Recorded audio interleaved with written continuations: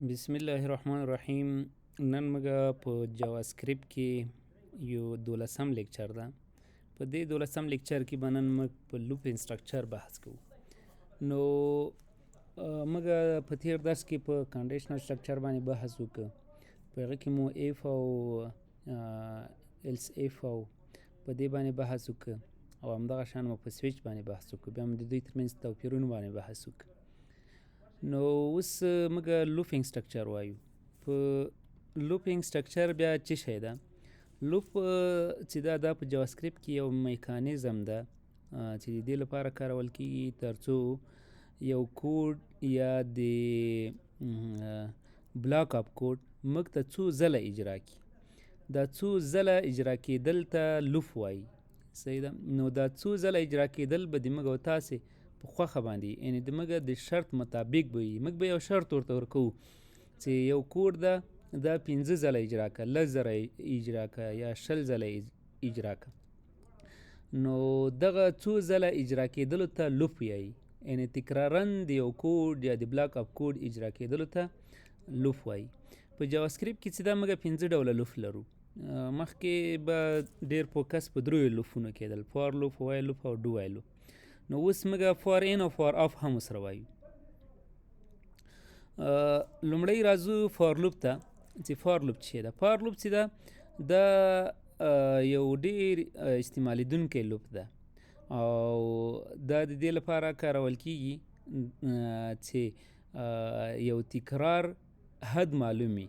کله چې د تکرار حد معلومي چې دا موږ 15 ځله اجرا کو که 6 ځله اجرا کو، صحیح ده، یا 7 ځله اجرا کو، نو حد چې معلوم سو، رینج چې معلوم سه، مثلا له څو نه تر څو پورې دی، 1 نه تر 15 پورې یا د 6 نه تر 9 پورې، موږ داسې یو رینج ورته معلومو. کله چې رینج معلوم سو نو دې لپاره بیا موږ څه شي استفاده کو؟ فار لوپ استفاده کو. فار لوپ هغه وخت استفاده کیږي کله چې رینج معلوم وي، صحیح ده، یا حد معلوم وي، د تکرار حد معلوم وي، د اجرا کېدو یا د څو ځله اجرا کېدو حد معلوم وي. او دا هغه وخت اجرا کیږي کله چې موږ مخکې له مخکې پوه یو چې دا څو ځله باید اجرا شي. 15 ځله اجرا شي، 6 ځله اجرا شي، 8 ځله اجرا شي، څو ځله اجرا شي.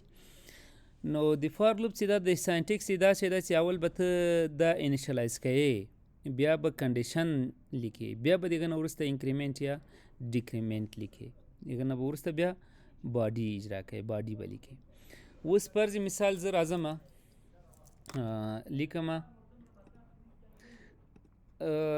HTML صفحه مې راخلاصه کړه. په HTML صفحه کې د جاوا سکرپټ لپاره تیار کوډ لیکل شوی، بلاک اپ کوډ لیکل شوی ده، بلاک لیکل شوی بخښئ. نو زه راځم یو وریبل لیکم، یو وریبل جوړوم د A په نامه باندې او دا مساوي کوم له 0 سره، صحیح ده. اوس فار لوپ شروع کوم، فار کې لیکم چې دا A باید شروع سي له څو سره؟ له 0 سره، صحیح ده، د 0 نه باید شروع سي. دا انیشلایز کول سو، صحیح ده. د دې نه وروسته زه ورته وایم چې باید کنډیشن ورته ورکوم چې دا A چې ده دا باید کوچنی او مساوي له څو نه وي؟ له 9 نه وي، صحیح ده. دا یې کنډیشن سو. اوس دې کنډیشن کې ته مختلف ډول شرایط ورته کېښودلی سي. دا شرایط د تا د خوښې مطابق دي. اوس انکریمنټ ورته ورکوم چې A باید مثبت یعنې A د یو په اندازه باندې اضافه سي چې دا د 0 نه شروع سي، نو بیا 1 سي، بیا 2 سي، بیا 3 سي، ان تر څو پورې مخې ته لاړ سي؟ تر 9 پورې مخې ته لاړ سي. که دا ته ورته انکریمنټ ډیکریمنټ کې منفي کې، نو بیا دا شرط بیا لږ غلط راځي، صحیح ده. نو په دې حالاتو کې باید ته دا لوی کې، صحیح ده، یعنې چې دا باید ورته بیا منفي ته ځي حالات. نو دا مثلا نه سي، او که دا بیا کوچنی سي فرق نه کوي، کوچنی او مساوي له څو نه وي؟ له 2 نه وي. نو بیا دا په دې معنا چې دا د 9 نه شروع کیږي، بیا د 9 نه وروسته 8 ته راځي، بیا 7 ته راځي، بیا همدغه شان بالاخره څو ته رسیږي؟ بالاخره 2 ته رسیږي، تر 2 پورې دا کوډ اجرا کیږي، صحیح ده. نو زه اوس راځم دا 0 کوم او دا څو کوم؟ دا A لوی او مساوي، وبخښئ کوچنی او مساوي له 9 نه سي باید، او دا د A یو په اندازه باندې لوی سي. کله مې چې دا ولیکه د دې نه وروسته باید باډي اجرا شي. په باډي کې تا خپله خوښه ده، ته اوس دلته څه شی اجرا کول غواړې، څه شی تکرارول غواړې. صحیح ده. زه ورته وایم چې ما ته د عادت تکرار سي. صحیح ده. همدغه عادت دې شو ما ته ښکاره شي، شو دې سي، تکرار دې سي. د دې نه وروسته راځو دغه شو کوو. نو په دې کې ګوره چې د صفر نه شروع ده تر کوم ځای پورې، تر 9 پورې د عدد مخې ته تللی ده. اوس فرض مثال که ته دغه ځای کې یو چې ورته ورکوې، یو بریک هم ورکوې چې تا ته ښه معلوم سي، نو بریک هم ورکولی سي. صحیح ده. کنکټینیشن وکاروه، بیا بریک ورته ورکه. نو دا ریفریش کړه، دا له صفر نه شروع ده تر څو پورې، تر 9 پورې. او همدغه شان ته کولی سي چې یو بل سټرنګ یا ټکسټ یا متن هم په دغه ځای کې ولیکي. زه ورته لیکم یو متن چې د نمبر ایز، تر دغه ځای پورې مې سټرنګ یا متن ولیکه. بیا دغه نه وروسته همدغه عدد شو کومه، بیا دغه نه وروسته بریک باید واچول سي. خو د عدد دا هم باید دلته کانکټینیشن وي. صحیح ده.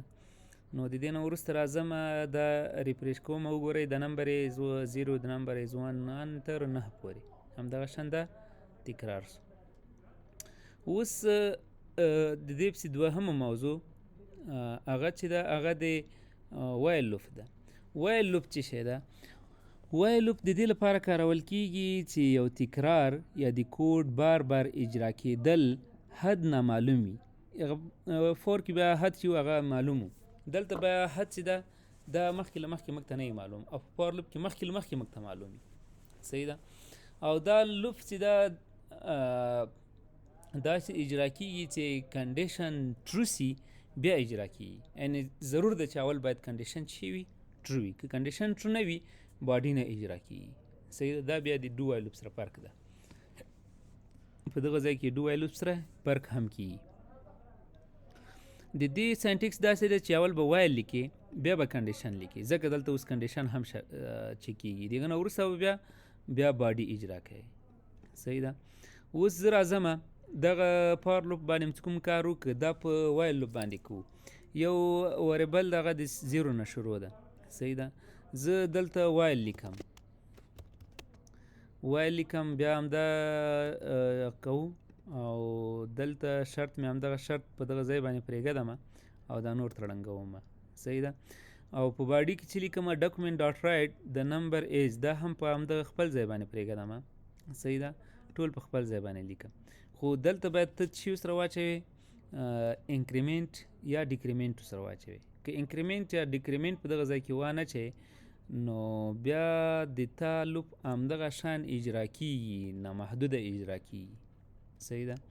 کنټرول ای سیو کوئ، د دې نه وروسته راځو دغه ریفریش کوو، نو بیا هم همغه خبره ده. صحیح ده. په دې کې کومه فرق نه راځي. مثلا زه دغه ټکسټ بدلوم. صحیح ده. دلته یوازې نمبر لیکم.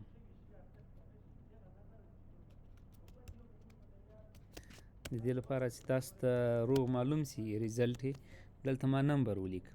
صحیح ده. دا بیا ریفریش کوم، ګوره نمبر 0، نمبر 1، نمبر 2، نمبر 3 همدغه شان تر نمبر پورې.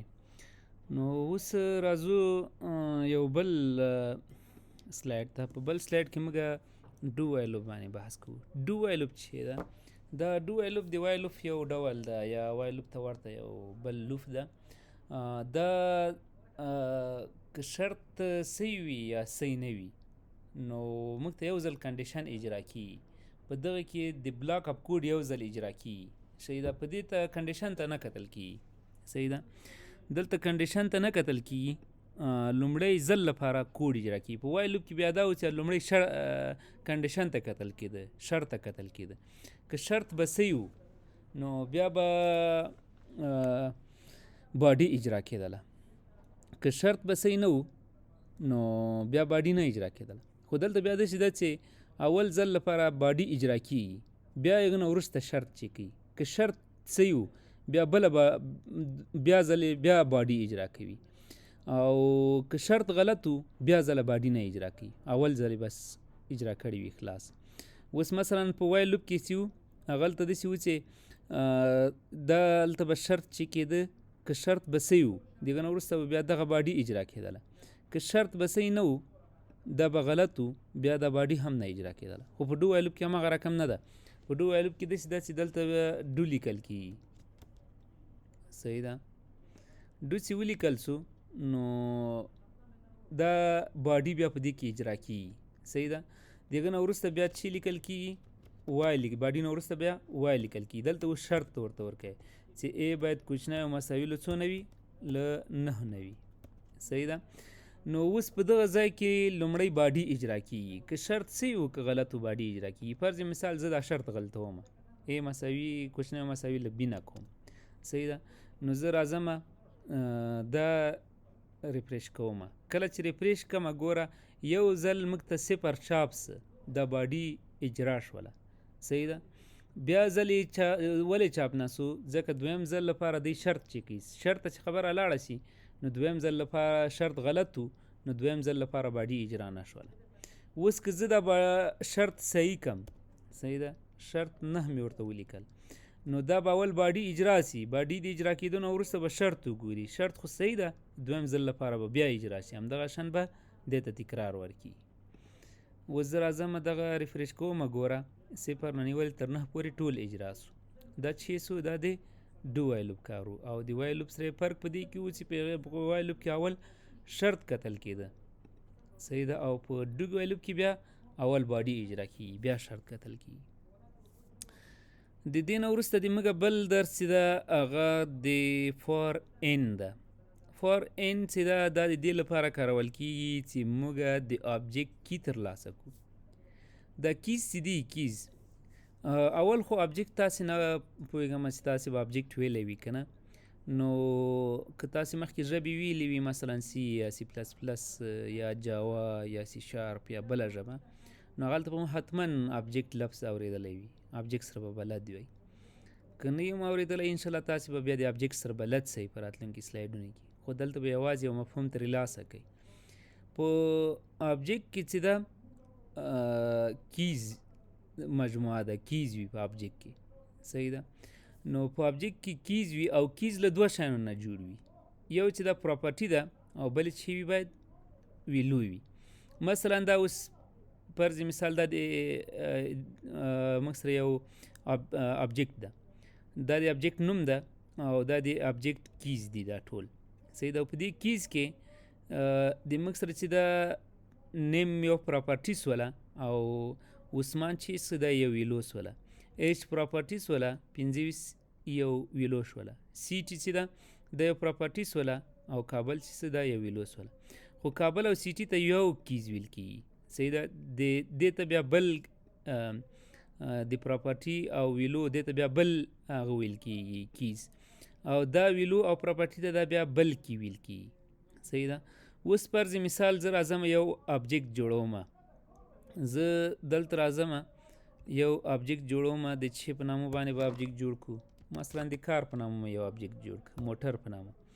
د موټر یو لیکم چې ماډل. صحیح ده. ماډل یې لیکم څه شی کورولا. صحیح ده. او یو بل پراپرټي لیکم ایر،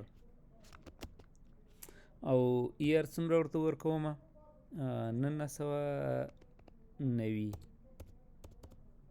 صحیح ده.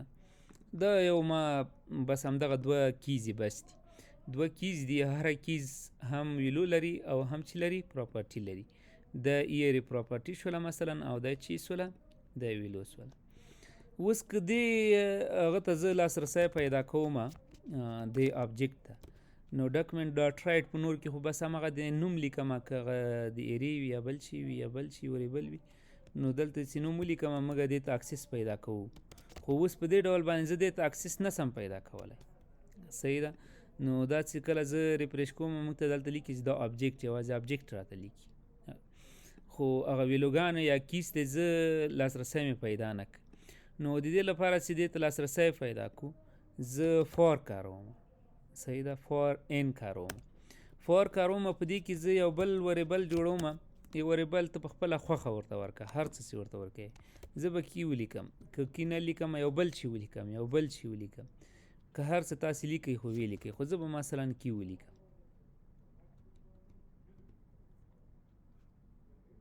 یا اټریبیوټ صحیح ده، یو دا رقم هغه یو بل وریبل اټریبیوټ په نامه مې ولیکه. اوس دې ته زه بیا د دې نه وروسته ان لیکم.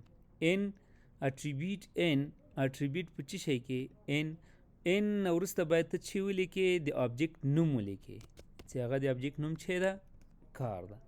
صحیح ده. باډي به شروع کې او په باډي کې به ډاکومنټ ډاټ رایټ راولې، باډي کې به همدغه اجرا کې. اوس دلته ته ورته ووایه چې ما ته دا اوس که ته یوازې غواړې چې دغه پراپرټي چاپ کې نو دلته چې ولیکه اټریبیوټ ولیکه. صحیح ده. نو بیا موږ ته یوازې چې کېږي ماډل او ایر نو پراپرټي چاپ سوله. صحیح ده. او که چې نه دې سره دې موږ ته چې چاپ سي د دې سره دې وروسته کانکټینیټ سي یو ځای دې سي دغه علامه دې ورسره یو ځای سي او د دې نه وروسته دې چې ورسره یو ځای سي د دې نه وروسته دې کار اټریبیوټ یو ځای سي. صحیح ده. کار خو همغه د ابجیکټ نوم ده او اټریبیوټ چې سو اټریبیوټ د موږ نوی هغه چې وریبل چې ورته جوړ کړی دغه سو. نو دلته اوس هغه ویلوګانې هم ورسره چاپ کېدلی سي. صحیح ده. کنټرول ایس سیو کم نو بیا راځم دغه ریفریش کومه. صحیح ده. نو ګوره ماډل چې څه کورلاس وله. صحیح ده. او ایر چې ایر کوم یو ده 990 ده. که ته دلته وایې چې موږ ته د یو بریک هم ورسره چاپ سي ته بریک هم ورسره چاپ کولی سي.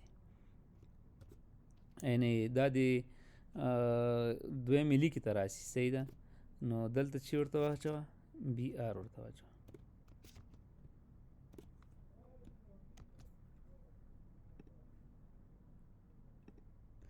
نو بریک هم ورسره راغی. صحیح ده. ګوره دلته اوس چې څه دلته دغه ته ولې موږ تکرار وایو دا فار ان دا تکرار په دې چې دا د یو آبجیکټ کیز دا یې تکرار کړلې. صحیح ده. په دې آبجیکټ کې اوس که ته 100 دانې کیز هم ولرې دا ټولې تا ته همدغه شان یو تکراروي یو را اخلي او ټول دغه چاپوي. صحیح ده. نو دا د فار ان استعمالو. د دې نه وروسته موږ بل وایو چې فار آف. فار آف د دې لپاره کارول کیږي چې موږ ته د ایرې یا د سټرینګ د دې ویلوګانې موږ ترلاسه کړو. کله چې موږ یو ایرې ولرو یا یو سټرینګ ولرو د سټرینګ یا د ایرې د ویلوګانو د ترلاسه کولو لپاره موږ چې نه استفاده کوو د فار آف نه استفاده کوو. مثلا زه راځم یو ایرې جوړوم. دلته ما ایرې جوړه کړله. صحیح ده. د ایرې کې مې مختلفه ډیټا واچوله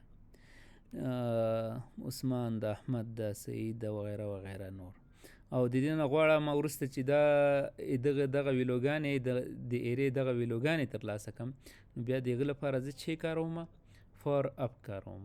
راځم ګورئ چې څنګه مثلا همدغه یو ایرې ده د چې په نامه باندې جوړ کړو.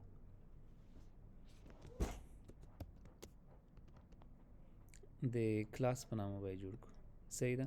او په دې کلاس کې زه مختلف ډیټا اچوم. یو اچوم چې ورډ. صحیح ده. بل اچوم چې وینډو او د دې نه وروسته یو بله ویلو اچو چې تھرډ یا درې یوازې هغه نمبر دلته راشي. صحیح ده. د ایرې ساین هغه باید قوسونه باید دغه اوسي. که دا ونه اوسي بل بیا د چی مفهوم لري هغه د ابجیکټ مفهوم لري. نو ورډ وینډو یا درې عدد. اوس په نورو ژبو کې بیا داسې دي چې ایرې کې یو ډول ډیټا ټایپ اچول کېږي خو جاوا سکریپټ کې دا نه ده شرط. صحیح ده. هر ډول ډیټا ټایپ ته په یو ایرې کې اچولی سي. وبښئ دلته خو دا کلاس چې موږ ورکړی کلاس خو په هغه کې جاوا سکریپټ کې کیورډ ده. نو په کیورډ کې چې دا د کیورډ چې دغه نوم نسی کېدلی نو دا باید موږ ورته بدل کړو. صحیح ده. یو ایسی کو کلاس یې کو.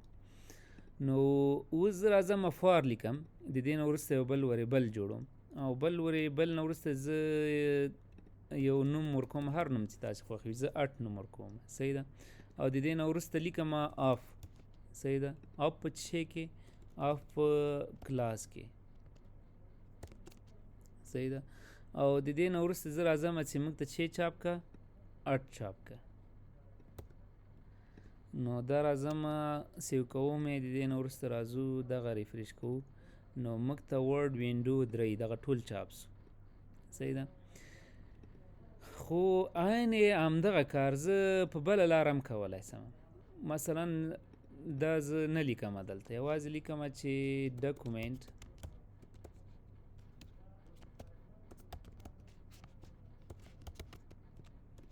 دلته لیکم چې موږ ته کلاس ایرې چې ده همغه چاپ که. نو د دې نه وروسته راځم دغه ریفریش کوم، نو موږ ته د ایرې همدغه ټول قیمتونه چاپ کیږي. نو بیا دلته ضرورت د فار آف چې شی سو، صحیح ده. نو داسې ویل کیږي چې په دغه طریقه کې زه بیا ډیر کنټرول نسم کولی، صحیح ده.